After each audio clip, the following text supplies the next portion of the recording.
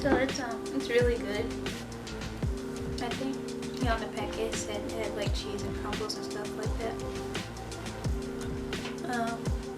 So it was really fast to cook too. I just did 1 minute and 10 seconds on each side and then let it cool for about like 10 minutes. It took really long.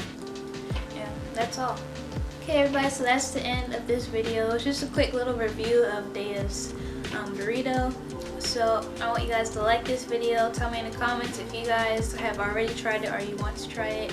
Also subscribe to my channel and turn on post notifications and follow me on Instagram at Artabulous Life. Peace.